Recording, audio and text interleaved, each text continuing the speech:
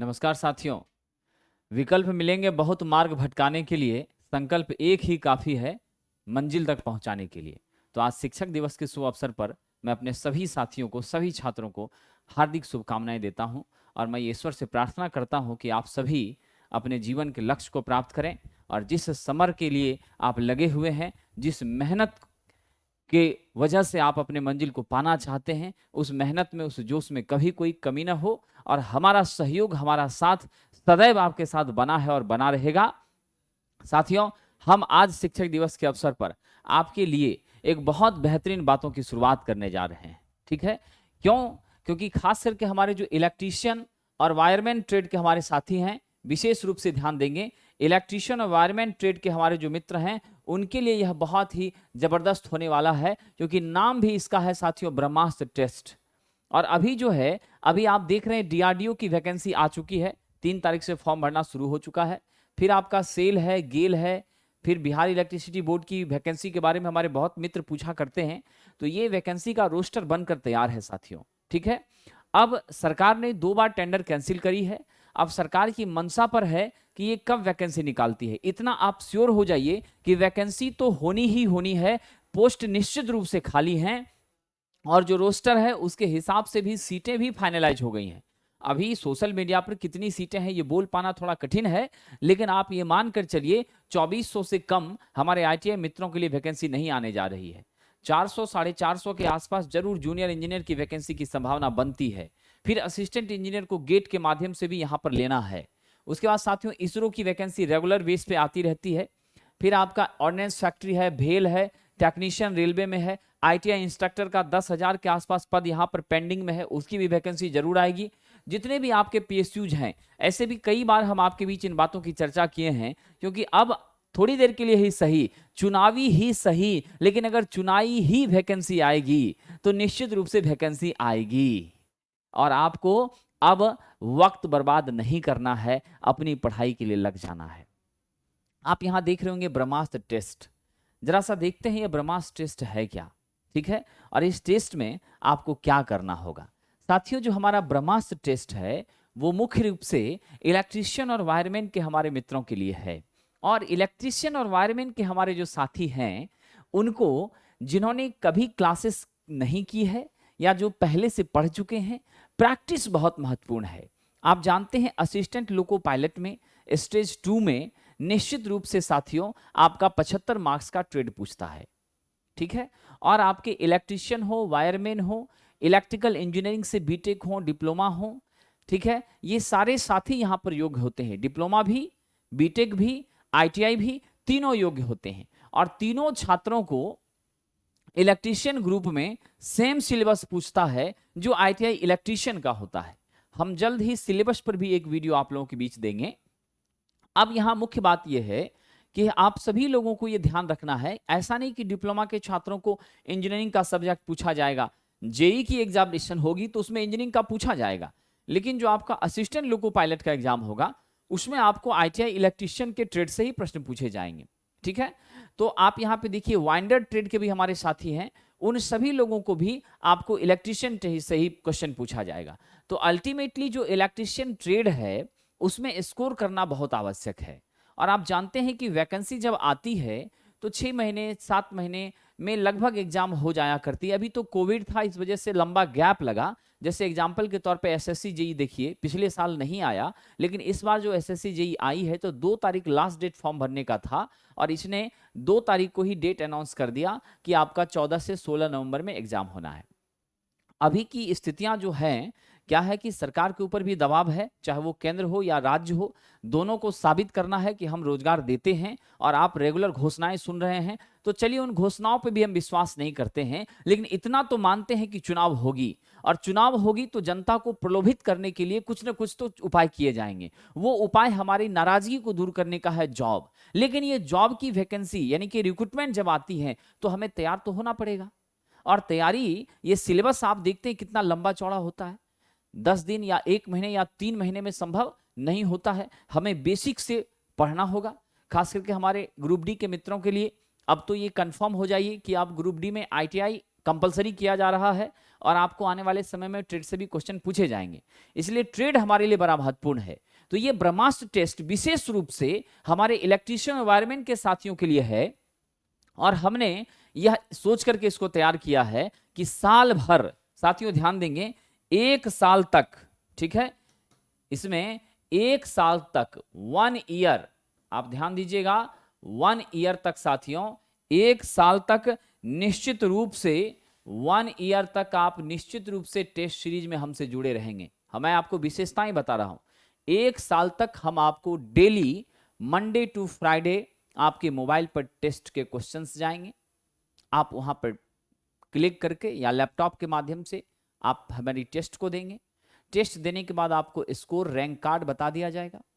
उसके जस्ट बाद आपको पीडीएफ सॉल्यूशन का साथ मिलेगा और जो पीडीएफ आपके मोबाइल पर या हमारे ऐप पर जाएगी, वहां से आप डाउनलोड कर सकते हैं। उसके जस्ट बाद हम आपका डिटेल डिस्कशन लाइव आकर के करेंगे, आप हमसे प्रश्न भी पूछ सकते हैं और उस वीडियो को, जो लाइव वीडियो है, उस रिकॉर्डेड वीडियो को आप 3 बार नहीं, अपने ऐप में डाउनलोड कर अनलिमिटेड टाइम्स देख सकते हैं। यानी साल भर के टेस्ट के दौरान हम आपको क्या क्या कवर करेंगे साथियों। साल भर के टेस्ट के दौरान हम आपके 125 से ज्यादा टॉपिक वाइज टेस्ट इसमें लेंगे, जिसमें 20-20 क्वेश्चन प्रतिदिन होगा और आपको टॉपिक बता दिया जाएगा कि इस टॉपिक से प्रश्न आने हैं, आप उसको पढ़िए और फिर टेस्ट दीजिए। तो हम 125 प्लस टेस्ट जो है 20-20 क्वेश्चन का, वो टॉपिक वाइज लेंगे, चैप्टर वाइज लेंगे, ठीक है। उसके बाद साथियों एएलपी में जितने भी प्रश्न पूछे गए हैं या संभावना बनती है, विशेषकर न्यूमेरिकल्स, ट्रिकी क्वेश्चन जिसमें आप फंस जाते हैं, फिर डीआरडीओ की जो आगामी परीक्षा है उसके सभी प्रश्न, टेक्नीशियन का, इसरो का, सेल का, गेल का, यूपीपीसीएल का, एनटीपीसी का, डिफेंस का, भेल का, पीएसयूज का, सभी तरह के प्रश्नों को हम यहां पर रखेंगे। और जब आपका टॉपिक वाइज हो जाएगा, उसके बाद हम मिसलेनियस क्वेश्चन भी आपको यहां पर देंगे। जो एग्जाम अभी जस्ट होने वाली है, जैसे डीआरडीओ आ गई, इसरो आ गया, आपका सेल आ गया, गेल आ गया, इन सभी के एग्जाम्स में लेटेस्ट पैटर्न पर क्या पूछा जा रहा है, उससे कंसीडर करते हुए जो टेस्ट सीरीज है वो आपको कंडक्ट कराएंगे, फिर आपका डिस्कशन लेंगे, फिर ये सारी प्रक्रिया आपके चलेगी। अल्टीमेटली इस पूरे साल भर के दौरान जब तक एएलपी आ नहीं जाती, जब तक सिलेक्शन आपका हो नहीं जाता, उन चीजों को हम माइंड में रखते हुए आपको 5000 से अधिक प्रश्नों का हम डिटेल डिस्कशन कराएंगे साथियों, ऐप पर लाइव होकर के, ठीक है। उसके बाद साथियों रेगुलर ये क्लासेस मंडे से फ्राइडे के बीच चलेगी। सभी प्रीवियस ईयर के question, latest question, model questions, numericals, ये सभी का डिस्कशन होगा। और एक सबसे अच्छी बात साथियों कि हमारा जो यह टेस्ट होगा वह बाइलिंगुअल होगा, हिंदी और इंग्लिश में होगा। कैसा टेस्ट होगा, अभी जस्ट इसी वीडियो में आप हमारे साथ बने रहिए। मैं आज ट्रांसफॉर्मर के प्रश्नों का डिस्कशन आपके बीच करने जा रहा हूं, उससे आपको अनुभव हो जाएगा कि किस तरह से हमारा डिस्कशन होगा। और जब तक आप इन क्वेश्चंस की प्रैक्टिस नहीं करते हैं, आपका कंसेप्ट बहुत अच्छा नहीं होता है। तो ये एक बहुत ही विशेष प्रयोग होगा साथियों आपके लिए। इसकी फीस हमने काफी न्यूनतम निर्धारित की है और मात्र है 499 रुपए। ऑनलाइन में 1 साल के लिए 499 ये फी होगी साथियों। आप चाहें तो मंथली बेसिस पर 100 रुपए में खरीद सकते हैं। यदि आप 499 का पैकेज खरीद रहे हैं तो आप मंथली मत खरीदिए। ये 499 मंथली के फी को ही रिड्यूस करके इतने मिनिमम में रखा गया है। ऑफलाइन भी टेस्ट सीरीज हमारी हो रही हैं और ये 200 रुपए प्रति महीने के हिसाब से हो रही हैं, जो कि साल भर इसी सिनारियो में हो रहा है। तो आप निश्चित रूप से यह ब्रह्मास्त्र टेस्ट आपके लिए मजबूत ब्रह्मास्त्र साबित तो होगा ही, और अगर आप इस टेस्ट से जुड़ते हैं तो आप यकीन मानिए आपके कंसेप्ट में क्लियरिटी आएगी। आप पढ़ने के साथ साथ जो बीच में भूलते जाते हैं वो सब चीज आपका रिकैप होगा, वापस आपका स्ट्रांग होगा, और आप एग्जामिनेशन में जब भी वैकेंसी आती है आपका सिलेक्शन पक्का होगा। इस बात को याद रखिए, ये आपको निश्चित रूप से मदद करेगा साथियों। इसकी टाइमिंग जो है हमने अभी 5 से 6 रखी है, तो टाइमिंग के बारे में आपको हमारे ऐप पर सारी सूचनाएं हैं। और अगर आप विशेष जानकारी लेना चाहेंगे तो आप निश्चित रूप से हमारा जो कॉन्टैक्ट नंबर यहाँ दिया गया है इस पर आप कम्युनिकेट हो सकते हैं, व्हाट्सएप के माध्यम से भी हो सकते हैं, या फिर आप द प्लेटफॉर्म हमारा जो ऐप है प्ले स्टोर से उसे डाउनलोड करके भी आप जानकारी ले सकते हैं। साथियों दूसरा जो हमारा कोर्स है वो बेसिक है कोर्स, आपका फाउंडेशन बैच है जीरो लेवल। ये जीरो लेवल कहने का मतलब इसमें निश्चित रूप से कोई मिक्सिंग नहीं की जाएगी। ये एकदम बाइलिंगुअल में जो टेक्निकल टर्म्स हैं वो सारे इंग्लिश में रहेंगे और जितने भी आपके नॉन टेक्निकल टर्म्स हैं वो सारे हिंदी में रहेंगे। आपको इंग्लिश मीडियम हो या आप हिंदी मीडियम हो, आपको समझने में जरा भी कठिनाई नहीं होगी। ठीक है, हमने फाउंडेशन बैच लाया है, ये जीरो लेवल का है। जो भी बच्चे अभी आईटीआई कॉलेज में पढ़ रहे हैं या जो पास आउट हो गए हैं वो अपना जीरो लेवल से तैयारी करना चाहते हैं, वेरी बेसिक से तैयारी करना चाहते हैं, तो हम वहां से आपकी क्लास शुरू करेंगे। यानी आपका बेसिक इलेक्ट्रिसिटी से ये क्लासेस चलेगी और फिर आपका जाके आगे हमारा इलेक्ट्रिकल मशीन, फिर पावर सिस्टम, वायरिंग, इलेक्ट्रॉनिक्स, आपका सोल्डरिंग, वेल्डरिंग, आपकी सोलर सेल, मैग्नेटिक सर्किट, जो पूरा सिलेबस है हम क्या क्या पढ़ाएंगे इसके दौरान हम आपको जल्दी ही वीडियो बनाकर बता देंगे। तो हम कंप्लीट सिलेबस, आप मानकर चलिए 35-36 चैप्टर, उससे ज्यादा ही हम यहां पर कवर करेंगे। इस क्लास को करने से आप जितने भी पीएसयूज होते हैं जिसमें आईटीआई के साथी फॉर्म भर सकते हैं, सभी को आप निश्चित रूप से सभी में मदद करेगा। 6 से 8 महीने का ये बैच है साथियों, रेगुलर क्लासेस चलेंगी आपकी। ये क्लासेस आपकी Monday to Friday online offline दोनों मोड में चलेगी। ट्रेड थ्योरी तो हम डिटेल में बताएंगे, सभी फॉर्मूला और उससे रिलेटेड क्वेश्चन वहीं पर बताएंगे। जो चैप्टर वाइज प्रीवियस स्ट्रॉन्गेस्ट बढ़िया क्वेश्चन है सब उसी क्लास में आपको कराएंगे, ऐसा नहीं कि अलग से कराएंगे। उसके बाद साथियों स्टडी मटेरियल आपको दिया जाएगा, पीडीएफ दिया जाएगा। हमारी बुक भी बहुत जल्दी आ रही है, विद इन अ वीक आपके मार्केट में बुक आ जाएगी। और आपको बाइलिंगुअल साथियों हिंदी व अंग्रेजी दोनों माध्यम में, हिंदी व अंग्रेजी दोनों माध्यम में आपकी ये क्लासेस ऑर्गेनाइज होगी। इसलिए बहुत सारे साथी इंग्लिश के लिए पूछा करते हैं, तो उनको भी मैं बता दूं कि आप बेहिचक हमारे 13 सितंबर वाले बैच से जुड़ सकते हैं। ठीक है, और एक बैच हमारा है साथियों वह स्पेशली डेडिकेटेड टू एएलपी है। ठीक है, जो हमारा अगला बैच है ना वो कंप्लीट रूप से डेडिकेटेड टू एएलपी है साथियों। तो जो एएलपी का हमारा डेडिकेटेड बैच है वो भी कंप्लीट फाउंडेशन है, और उस फाउंडेशन के लिए आपकी जो फी है ना वो मात्र है साथियों कितनी, वो फी है मात्र 999 रुपए। हमारी फी कितनी है, मात्र 999 रुपए है, जिसमें जीरो लेवल से आपको पढ़ाया जाएगा।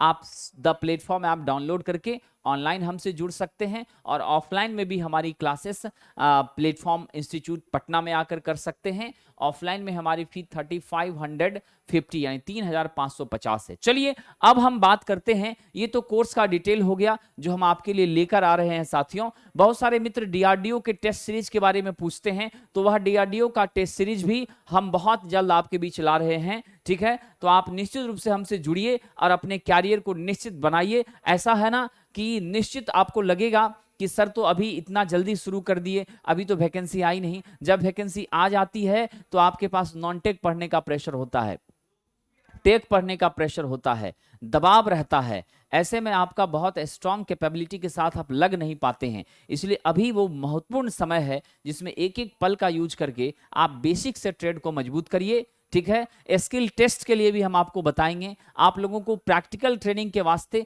हम ग्रिड में या फिर डिफरेंट पावर प्लांट्स वगैरह में, इन सभी जगहों पर भी हम ले जाने का प्रयास करेंगे, जहां जाकर आपकी प्रैक्टिकल कंसेप्ट जो है वो मजबूत हो जाए। और क्लासेस जो होंगी वो भी हम प्रैक्टिकल से जुड़ी चीज़ों को जरूर आपके बीच एक्सप्लेन करेंगे। इंपॉर्टेंट फैक्ट्स वगैरह प्रैक्टिकली हम आपके बीच रखेंगे। तो निश्चित रूप से साथियों ये आपके लिए बहुत बेहतरीन ऑप्शन है जिसके साथ आप क्या कर सकते हैं, जुड़ सकते हैं और अपना बेहतरीन प्रदर्शन जो है साथियों दे सकते हैं। ठीक है, तो आइए आज हम बात करेंगे आपके बीच, अब हम बात करेंगे साथियों हमारे आज का जो टॉपिक है उस पर।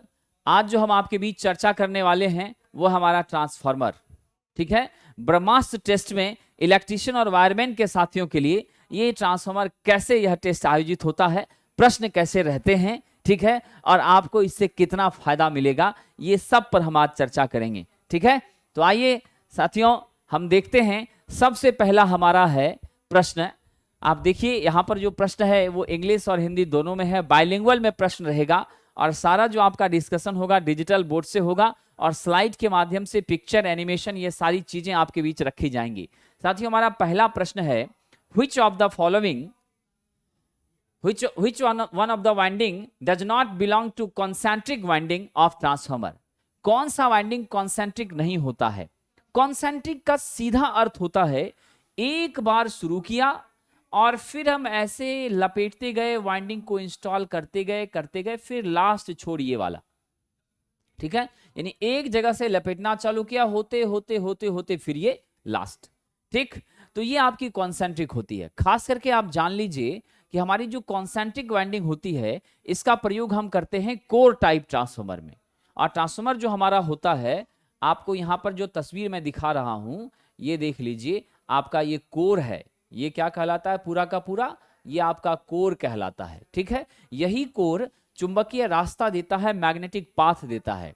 कैसा मैग्नेटिक पाथ देता है? लो रिलक्टेंस पाथ। यानी आपको प्रति स्टब, जिस तरह से इलेक्ट्रिकल सर्किट में रेसिस्टेंस होती है और यह रेसिस्टेंस क्या काम करती है, तो आपके करंट के प्रवाह को रोकती है, ठीक उसी तरह साथियों आपका यहां क्या है? रिलक्टेंस, जो फ्लक्स के प्रवाह को रोकता है। हम कभी भी नहीं चाहेंगे कि आपकी फ्लक्स कम यहां से फ्लो करे, हम हमेशा चाहेंगे कि मैक्सिमम से मैक्सिमम फ्लक्स एसोसिएट हो, इससे होकर पास करे। ये वाला जो हिस्सा है, ये वर्टिकल, ये ऊर्ध्वाधर जो हिस्सा है यहां पर, इसे हम लिम्ब कहते हैं साथियों। क्या कहते हैं? लिम्ब कहते हैं। और लिम्ब के ऊपर ही हम क्या करते हैं? वाइंडिंग को लपेटते हैं। जिस वाइंडिंग में सप्लाई दी जाती है, ठीक है, वो आपकी प्राइमरी वाइंडिंग होती है, पी से सूचित करते हैं।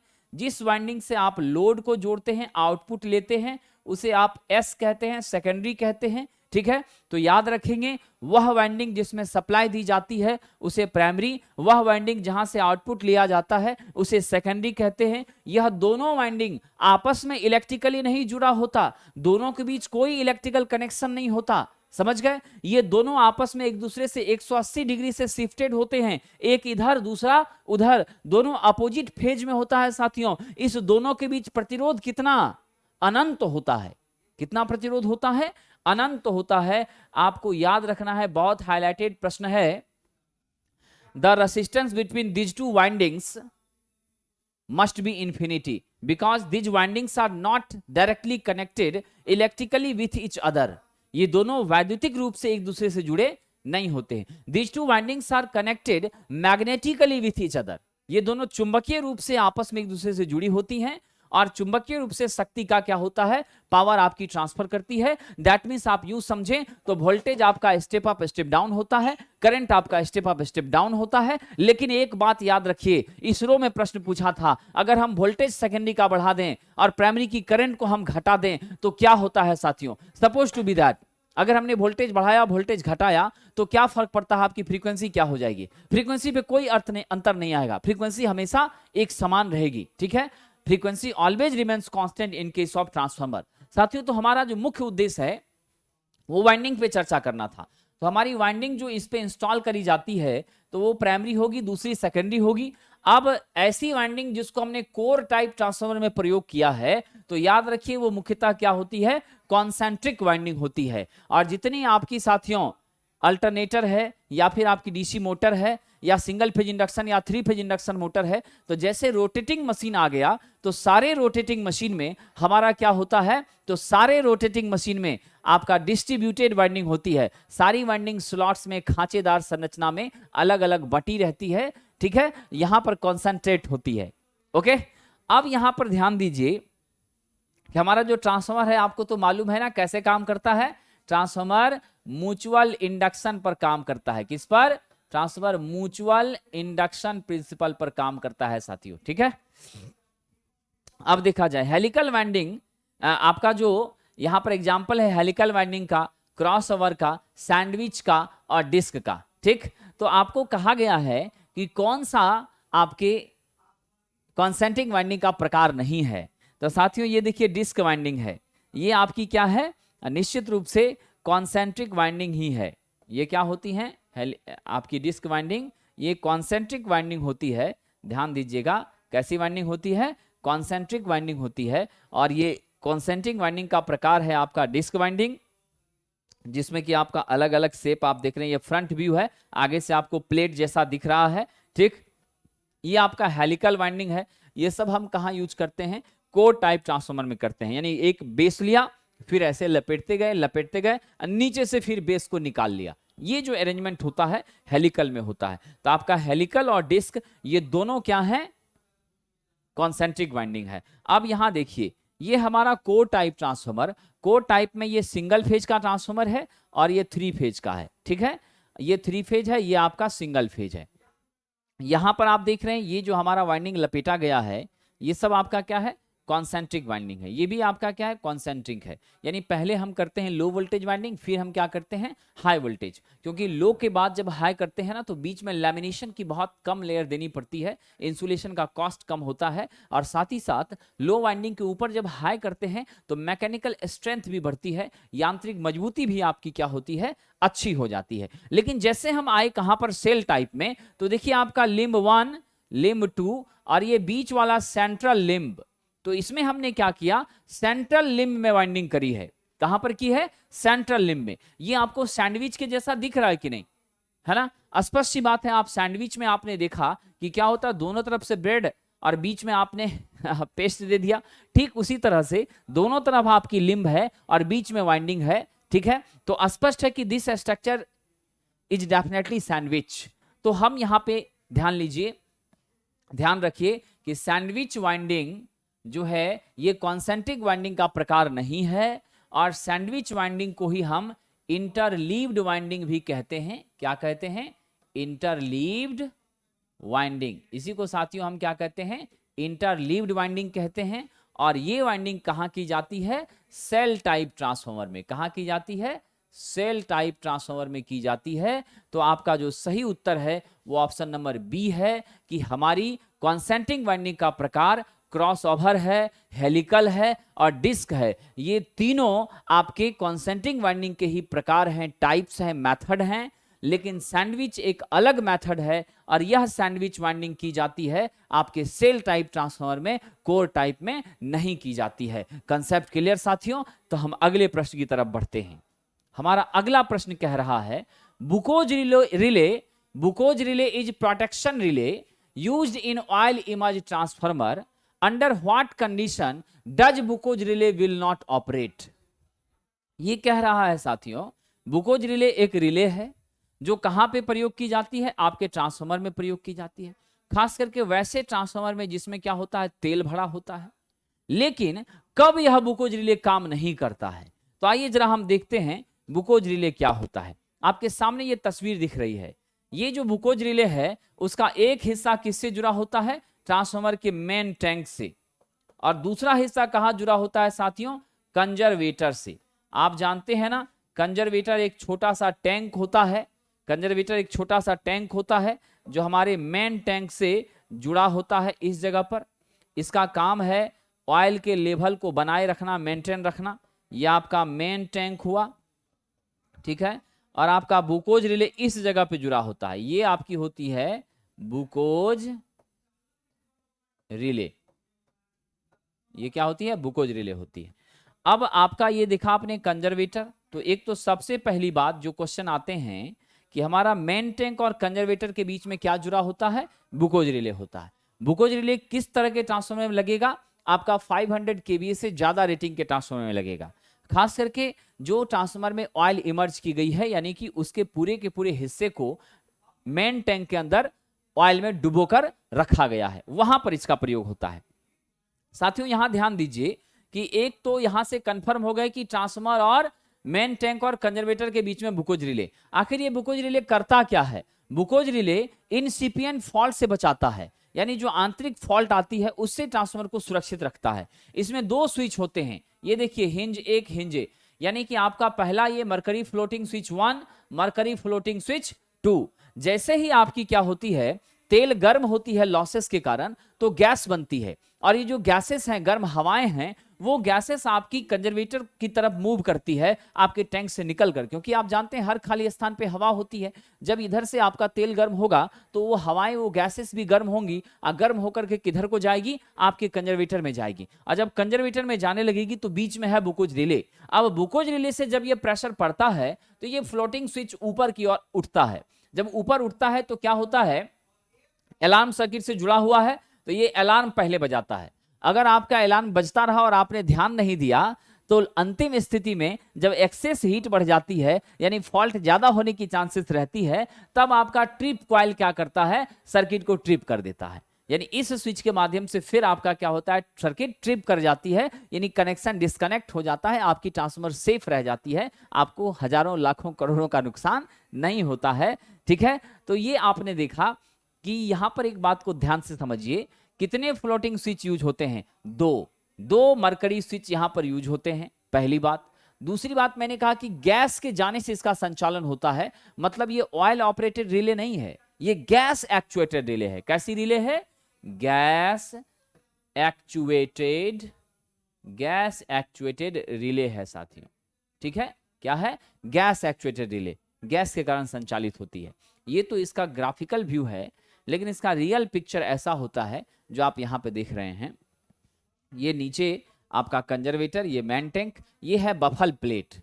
जब तक साथियों आपकी बफल प्लेट में कोई वेरिएशन नहीं होगा, ठीक है, जब तक बफल प्लेट कांटेक्ट में नहीं आएगी, बफल प्लेट का मूवमेंट नहीं होगा, तब तक यह रिले काम नहीं करेगी। ठीक है, तो इसलिए जो हमारा सही उत्तर है वो यहां पर देख लीजिए, ट्रांसफार्मर के तेल का स्तर जब गिर जाता है तो बफल प्लेट का कोई संचालन नहीं होता, और जब बफल प्लेट का संचालन नहीं होता, बफल प्लेट आपकी स्टेप नहीं लेती, उसका मूवमेंट नहीं होता, आपका यह बुकोज रिले काम नहीं करता। ऐसे भी आप जानते हैं बुकोज रिले का काम हमको तब पड़ता है जब हमारी ट्रांसफार्मर अनसेफ होने लगती है, यानी उसके अंदर कॉइल काफी गर्म हो जाते हैं, तब जाकर के ये बुकोज रिले काम करता है। अगर स्थितियां नियंत्रण में हैं तो कोई जरूरत ही नहीं है, गैस गर्म होकर के पास करेगी ही नहीं, तो स्वाभाविक सी बात है कि कोई फॉल्ट होगा ही नहीं। समझ रहे हैं कि नहीं, ये बातें हैं। चलिए हम अगले प्रश्न की तरफ बढ़ते हैं। हमारा तीसरा प्रश्न है, निम्नलिखित में कौन से ट्रांसफार्मर को फेरो रेजोनेंट ट्रांसफार्मर कहा जाता है? किस ट्रांसफार्मर को फेरो रेजोनेंट ट्रांसफार्मर कहा जाता है? साथियों याद रखिए, जो आपका कांस्टेंट वोल्टेज ट्रांसफार्मर होता है, जिसकी वोल्टेज हमेशा क्या होती है, फिक्स रहती है कि इतना ही मैग्नीट्यूड मिलेगा। सपोज कर लीजिए कि ये 50 के भी आपको देगा आउटपुट में, तो 50 ही देगा, उससे ज्यादा नहीं देगा। वैसे ट्रांसफार्मर को क्या कहते हैं, फेरोजोनेंट ट्रांसफार्मर कहते हैं। और आप जानते हैं हमारा जो ऑटो ट्रांसफार्मर है साथियों, ऑटो ट्रांसफार्मर में कितनी वाइंडिंग होती है, सिंगल वाइंडिंग होती है। क्या होती है, सिंगल वाइंडिंग होती है। ठीक है, किस सिद्धांत पे काम करता है, यह स्वप्रेरण के सिद्धांत पे काम करता है, सेल्फ इंडक्शन। ठीक है, किस पर काम करता है, सेल्फ इंडक्शन पर। आपके ऑटो ट्रांसफार्मर में कॉपर की सेविंग होती है, बहुत कम कॉपर लगता है। ठीक है, फिर आपका देखिए शॉर्ट सर्किट का चांसेस बहुत अधिक हो जाता है, यहाँ पर शॉर्ट सर्किट का चांस बहुत अधिक होता है। लेकिन क्या आपके ऑटो ट्रांसफार्मर में प्राइमरी और सेकेंडरी वाइंडिंग के बीच का रेजिस्टेंस अनंत होता है? बिल्कुल भी नहीं। यहां ध्यान दीजिए, ऑटो ट्रांसफार्मर में आपका प्राइमरी और सेकेंडरी वाइंडिंग के बीच are not equal to infinity. समझ गए, ऑटो ट्रांसफार्मर में प्राइमरी और सेकेंडरी के बीच में अनंत प्रतिरोध नहीं होता है। ठीक है, वह प्रतिरोध कम होता है, बहुत हल्का होता है, इसीलिए तो इसके शॉर्ट करने की चांसेस काफी ज्यादा होती है। हम लोग लेबोरेटरी में इसका प्रयोग करते हैं, वैरिएक के रूप में प्रयोग करते हैं, वेरिएबल वोल्टेज बनाने के लिए, विकसित करने के लिए, बढ़ाने घटाने के लिए करते हैं। 3 फेज इंडक्शन मोटर में स्टार्टर के रूप में भी इसका प्रयोग करते हैं साथियों। ठीक है, अब रहा डिस्ट्रीब्यूशन ट्रांसफार्मर, तो ये तो आपके घर के पास होता है। ये क्या काम करता है, तो 11 kV को आप जानते हैं 400 वोल्ट में बदलता है 3 फेज के लिए, और 230 से 250 वोल्ट में बदलता है आपका सिंगल फेज के लिए। ठीक है, ये है आपका वितरण ट्रांसफार्मर। और वेरिएबल वोल्टेज ट्रांसफार्मर में भी क्या होंगे, उसके भी आउटपुट वोल्टेज बदलते रहेंगे। ठीक है, तो ये सारे जो क्वेश्चंस हैं बहुत इंपॉर्टेंट हैं। मैं ट्रांसफार्मर के और भी क्वेश्चंस आपके बीच चर्चा करूंगा साथियों। ठीक है, अब यहाँ पे ध्यान दीजिए, अगला प्रश्न है 25 kVA साइज के लिए हम किस तरह की कूलिंग का प्रयोग करते हैं साथियों? ध्यान दीजिए, 25 kVA तक की जो आपकी ट्रांसफार्मर होती है, आप सदैव याद रखिए ट्रांसफार्मर की रेटिंग कैसे ली जाती है, केवीए में। इसका पूरा नाम होता है किलो वोल्ट एम्पियर। क्या होता है? Kilo volt ampere. ठीक है, तो केवीए में हम ट्रांसफार्मर की रेटिंग लेते हैं। और आप याद रखेंगे कि हमारा जो ड्राई टाइप ट्रांसफार्मर है ये आपका 25 केवीए तक के लिए प्रयोग किया जाता है, यानी कि ड्राई टाइप ट्रांसफार्मर, यानी इसमें शुष्क हवा के माध्यम से, नेचुरल एयर के माध्यम से ही क्या होती है? कूलिंग साथियों हो जाती है। ठीक है, और आपका जब इससे ज्यादा बढ़ता है रेटिंग, तो जैसे जैसे हमारी रेटिंग बढ़ती जाती है तो उन सभी जगहों पर हम क्या करते हैं? ऑयल इमर्ज ट्रांसफार्मर का प्रयोग करते हैं। 500 केवी से जब ज्यादा हो जाएगा, आप सपोज के लिए 2 MVA सबका रेंज हो जाएगा, तो उसमें निश्चित रूप से ऑयल इमर्ज होगा। फिर हम आगे जाकर के वाटर कूल का भी प्रयोग करते हैं, जिसमें आपकी तेल तो रहती ही है ना, oil emerged and water cooled. और उसके अंदर में आप क्या करते हैं? ट्यूब में पानी पास कराते हैं। फिर आपकी पानी जो है वो ट्यूब के अंदर से ठंडा पानी जाती है और अंदर की गर्मी को जब वो एब्जॉर्ब करता है तो फिर बाहर निकल जाती है। ये पूरा का पूरा टर्मिनोलॉजी इसी हिसाब से चलता है और फिर आपका ट्रांसफार्मर जो है सेफ रह जाता है। तो साथियों, आप याद रखेंगे कि ट्रांसफार्मर को कूल रखना बहुत आवश्यक है, क्योंकि इससे लॉसेस होती हैं। अगर आपकी तेल बहुत गर्म होती है तो निश्चित रूप से क्या होंगी? लॉसेस होना शुरू होंगी, तेल का ब्रेकडाउन स्ट्रेंथ डैमेज होगा। अगर ब्रेकडाउन स्ट्रेंथ इसकी कमजोर होती है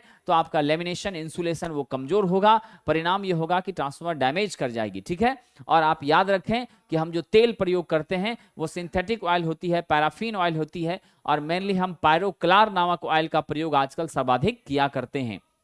बहुत सारी ऐसी डिटेल बातें हैं साथियों, हम आपको चर्चा करेंगे इन्हीं सारे टेस्ट सीरीज के दौरान, आपकी क्लासेस के दौरान, उन सब पे हमारी बातें होंगी। और आज का ये क्वेश्चन जो कि 5वां क्वेश्चन है, एक ट्रांसफार्मर में यदि माध्यमिक वोल्टेज प्राथमिक वोल्टेज से अधिक हो, यानी आपका सेकेंडरी वोल्टेज V2 ग्रेटर हो किससे? प्राइमरी वोल्टेज V1 से, तो वो ट्रांसफार्मर क्या होगा? यानी स्पष्ट है साथियों कि आउटपुट वोल्टेज बड़ा है। आउटपुट बड़ा है किससे? इनपुट से। जब आपका आउटपुट इनपुट से बड़ा है, इसका मतलब N2 बड़ा है किससे? N1 से। इसका मतलब E2 बड़ा है किससे? आपके E1 से। E2 बड़ा है किससे? E1 से। अब यहां से ध्यान दीजिए, इसका मतलब आपका I2 छोटा है किससे? I1 से। जस्ट उल्टा होता है साथियों। एक महत्वपूर्ण बात आपको बता रहा हूं, ट्रांसफार्मर में प्राइमरी का V1 I1 निश्चित रूप से बराबर होता है सेकेंडरी के V2 I2 के। अगर आप ऐसा करते हैं साथियों, अगर आप ऐसा करते हैं कि सपोज कर लीजिए कि V1 को हमने बढ़ाया तो I1 कम हो जाती है, अगर V2 को घटाया तो I2 बढ़ जाती है। कभी भी हमारे ट्रांसफार्मर में पहले सेक्शन का KVA और दूसरे सेक्शन का KVA दोनों में कोई अंतर नहीं होता, दोनों आपस में बराबर होता है। KVA 1 must be equal to KVA 2। यानी अगर आपका स्टेप अप ट्रांसफार्मर है तो आपकी इनपुट वोल्टेज कम होगी, आउटपुट वोल्टेज अधिक होगी। यानी आपका स्टेप अप में V2 बढ़ेगा, स्वाभाविक सी बात है I2 कम हो जाएगी। यूं समझें 3 × 5 इक्वल टू 5 × 3 का कंसेप्ट चलता है। नेट वैल्यू इसका भी 15, इसका भी नेट वैल्यू कितना? 15। ऐसे होता है साथियों। तो ये तो आप समझ गए कि जब प्राइमरी से ज्यादा टर्न सेकेंडरी में होती है तो सेकेंडरी का वोल्टेज भी बढ़ जाता है, और जब सेकेंडरी का वोल्टेज बढ़ता है तो हमारा क्या होता है? स्टेप अप हो जाता है, यानी इनपुट से ज्यादा आउटपुट में वोल्टेज मिलती है। इसी को क्या कहते हैं? स्टेप अप ट्रांसफार्मर कहते हैं। तो साथियों याद रखिए, स्टेप अप ट्रांसफार्मर यहां दिखाया गया है, ये 6 से लेकर 20 के भी यहां है, 6 से 20 के भी यहां पर साथियों 110 से 220 के भी का आउटपुट यहां मिल रहा है। ये देखिए नंबर ऑफ टर्न आपके प्राइमरी में कितने हैं? कम है, 1 2 3 4 5 6 7 हैं, है ना। और इसमें देख लीजिए आप कितनी ज्यादा नंबर ऑफ टर्न्स है, स्पष्ट आपको फिगर दिख रहा होगा, नंबर ऑफ टर्न्स ज्यादा है। यानी सेकेंडरी साइड में, लोड के साइड में टर्न ज्यादा है तो आउटपुट वोल्टेज भी ज्यादा, क्योंकि याद रखिए अगर आपका टर्न के डायरेक्टली प्रोपोर्शनल क्या होता है? वोल्टेज होती है। नंबर ऑफ टर्न्स बढ़ती है वोल्टेज बढ़ता है, नंबर ऑफ टर्न्स घटती है वोल्टेज भी घटता है। तो ये था आपका स्टेप अप ट्रांसफार्मर। लेकिन स्टेप अप ट्रांसफार्मर में आपका सेकेंडरी का वोल्टेज बढ़ा लेकिन करंट क्या हो गई? कम हो गई। और प्राइमरी के केस में वोल्टेज आपका V1 कम हुआ लेकिन आपकी करंट I1 क्या हो गई, बढ़ गई। तो याद रखिएगा स्टेप अप ट्रांसफार्मर के दौरान सेकेंडरी साइड में वोल्टेज बढ़ता जरूर है लेकिन करंट कम हो जाती है, और प्राइमरी साइड में वोल्टेज घटता जरूर है लेकिन करंट बढ़ जाती है। दोनों स्थितियों में हमारा पहले का केवीए और दूसरे का केवीए दोनों हमेशा इक्वल होता है, बराबर होता है। ठीक है, अब जरा ऑप्शन पर आते हैं तो स्पष्ट हो गया कि ये ट्रांसफार्मर स्टेप डाउन ही स्टेप अप ही होगा। तो राइट आंसर आपका क्या है, ठीक है, स्टेप अप है। आइडियल ट्रांसफार्मर में क्या होता है, तो यहां पे 100% इसकी इफिशियंसी होती है। क्या होती है, 100% इफिशियंसी होती है। किसी भी तरह का लॉस इसमें नहीं होता है, समझ गए। वाइंडिंग में रेजिस्टेंस भी नहीं होता है। आइडियल ट्रांसफार्मर पॉसिबल नहीं है, हम इसकी कल्पना सिर्फ करते हैं, समझ गए कि नहीं, और इसी के आधार पर हम ट्रांसफार्मर का डिजाइन करते हैं। और साथियों आप याद रख लीजिए कि हमारा जो आइडियल ट्रांसफार्मर है उसके आधार पर हम बाकी संरचना करते हैं। और आइडियल ट्रांसफार्मर की एक अच्छी बात, इसी आइडियोलॉजी को ध्यान में रखते हुए हमने जो डिजाइन अब बनाया है उसकी इफिशियंसी भी 97 से 99% तक पहुंच जाती है। और इसकी इफिशियंसी बढ़ाने के लिए हमने क्या क्या काम किया है, तो अब हम कोर किसका लेते हैं, CRGOS से बना लेते हैं। ठीक है, किस चीज का कोर लेते हैं साथियों, CRGOS का कोर लेते हैं। CRGOS का क्या पूरा नाम होता है, इसका पूरा नाम होता है cold rolled grain oriented silicon steel sheet, ये इसका पूरा नाम होता है। सिलिकॉन हम बहुत कम मात्रा में लेते हैं, 2 से 5%, इसलिए कि सिलिकॉन रेसिस्टेंस बढ़ाता है और एडी करंट लॉसेस को घटाता है, लेकिन ये भंगुर नेचर का होता है, ब्रिटल नेचर का होता है। आपकी मैग्नेटिक प्रॉपर्टी भी खराब ना हो और आपका मैकेनिकल स्ट्रेंथ भी डैमेज ना हो, दोनों को ध्यान में रख करके ऐसा किया जाता है। ठीक है, और ट्रांसफार्मर डीसी पर तो हमारा ट्रांसफार्मर बिल्कुल भी नहीं चलता है, ये कंफर्म हो जाइए, क्योंकि जैसे डीसी देंगे ट्रांसफार्मर डैमेज कर जाएगी। और स्टेप डाउन ट्रांसफार्मर के माध्यम से तो आपको मालूम चल ही गया कि इनपुट वोल्टेज अधिक होगी और आउटपुट वोल्टेज आपकी क्या हो जाएगी, कम हो जाएगी। ठीक है, तो साथियों आज के लिए इतना ही। हम इसी तरीके से फिर आपके बीच हाजिर होंगे और ये जो आपका सेशन है ब्रह्मास्त्र टेस्ट, वो इसी तरह से विस्तार के साथ चलेगा जो निश्चित आपको फायदा देगा। तो मैं आपको यही कहूंगा आज शिक्षक दिवस के दिन कि आप सभी लोग ईमानदारी के साथ पढ़ाई कीजिए और जी जान से लग जाइए, वेट मत कीजिए, इंतजार मत कीजिए, क्योंकि इंतजार करते करते अगर वैकेंसी तो आनी है, चुनावी समर है, वैकेंसी आएगी, अब वैकेंसी आएगी, समय नहीं मिलेगा, आपका चयन होना चाहिए, ये मेरा परम कर्तव्य है। तो आपके चयन के लिए, आपके साथी के रूप में, आपकी मदद करने के लिए मैं तो तैयार हूं, आप तैयार हैं तो हमसे जुड़ जाइए। बहुत बहुत धन्यवाद, थैंक यू।